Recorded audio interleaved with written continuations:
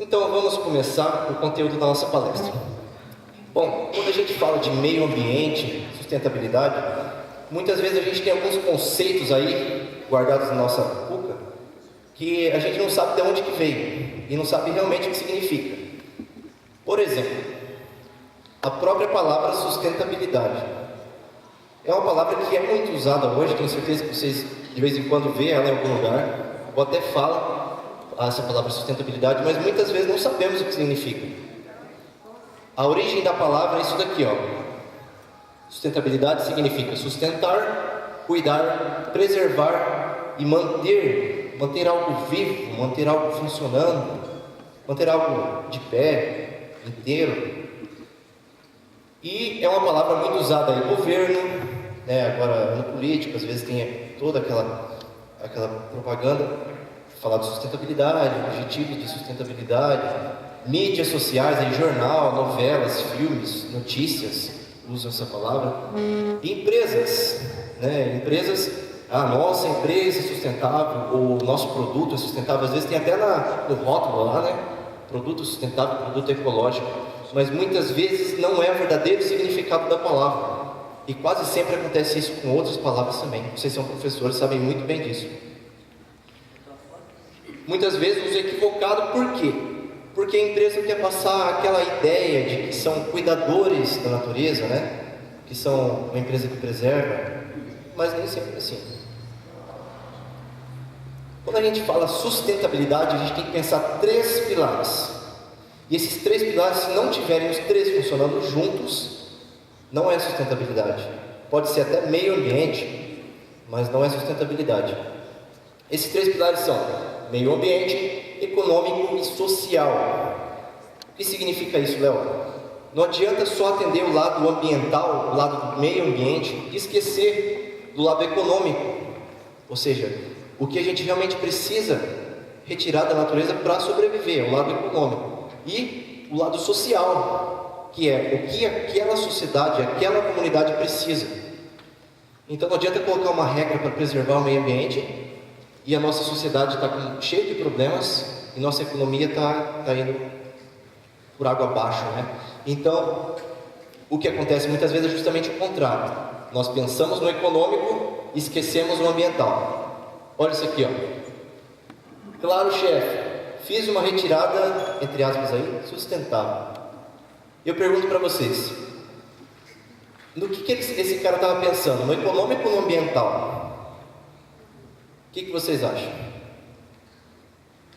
Eu diria que é o econômico. Por quê? Será que essa árvore vai ficar viva? Será que essa árvore vai ficar viva?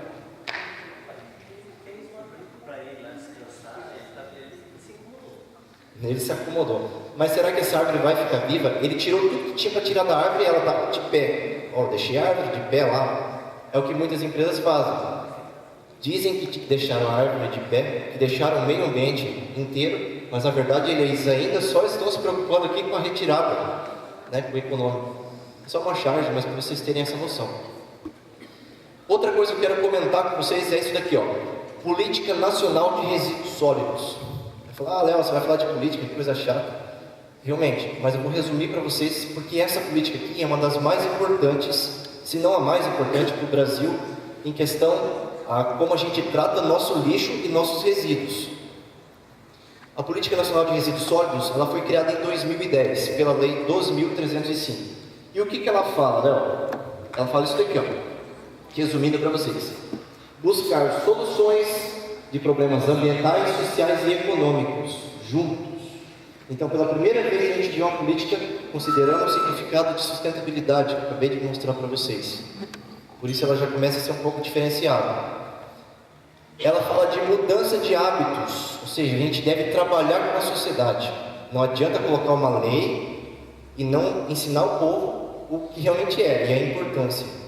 E aí mudança de hábitos a gente sabe que é devagar, e a gente fez atividade, precisa de sintonia, precisa de tempo para realmente funcionar. Ela coloca metas para reduzir os lixões. Falar, Léo, reduzir os lixões, e o lixo vai para onde então? No aterro sanitário. Que seria transformar o lixão, que é algo totalmente inapropriado, ambientalmente falando, e transformar ele em um aterro sanitário. Depois eu explico para vocês melhor. Coloca algumas ferramentas aí, e o que eu mais gosto é essa última linha aqui, ó. Inclui catadores no planejamento urbano da cidade. O que significa isso? É o lado social, ou seja, aquela pessoa que estava andando pela cidade com um carrinho, tentando tirar uma coisa de valor, ou indo lá no lixão tentar pegar alguma coisa. Essa lei diz que a gente não deve deixar essas pessoas de lado e que essas pessoas devem fazer parte da sociedade no planejamento. E aí entra a criação de associações e cooperativas. Esse é o modelo que o Brasil considerou para a gente realmente conseguir desenvolver sem deixar o social de lado, né? Se a gente fizesse, vai ser responsabilidade do município e esquecesse essas pessoas, não seria sustentabilidade, né? Porque o lado social estaríamos esquecendo. E aí dá condições dignas de trabalho para essas pessoas também, para elas se inserirem na sociedade. A ideia dessa lei é mais ou menos isso aqui, ó.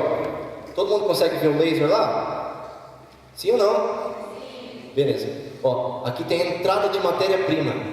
Entrada de matéria-prima no ciclo, é onde a gente retira da natureza. Retira material para fazer o plástico, para fazer o vidro, para fazer todos os materiais que a gente precisa. Então nós processamos esse material, transformamos ele, colocamos em algum produto, né? Que vai agregando mais resíduo, mais resíduo, mais resíduo. E chega aqui, ó, no varejo, que é o supermercado, onde a gente vai lá para comprar as coisas que a gente precisa para casa. Então aqui somos nós, população. A lei diz que uma parte de todo esse resíduo, uma pequena parte deve voltar direto para o mercado, que seria o reuso. O que seria coisas de reuso? Por exemplo, uma garrafa retornável. Garrafa retornável, eu acho que o melhor exemplo que eu tenho de reuso, garrafa de vidro, né? Ela dificilmente vai para o lixo, porque a pessoa vai voltar ela para o mercado. Ela volta aqui, volta para o ciclo e fica fazendo esse ciclo aqui, ó. Ela não vai para frente. Depois, todo o resto, a grande parte deve virar reciclagem. Vocês estão vendo ali que a flechinha é maior, né? E o que acontece quando a gente faz a reciclagem? Entendam comigo esse gráfico, esse desenho aqui.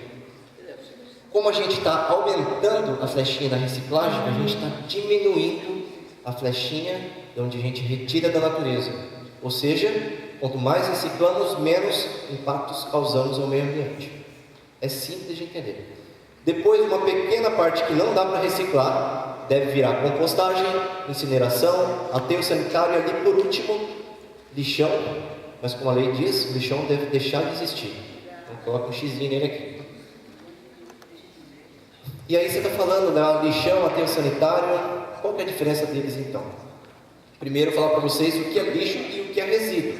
Muitas vezes a gente está falando, mas tem essas duas palavras que parecem a mesma coisa, mas não é.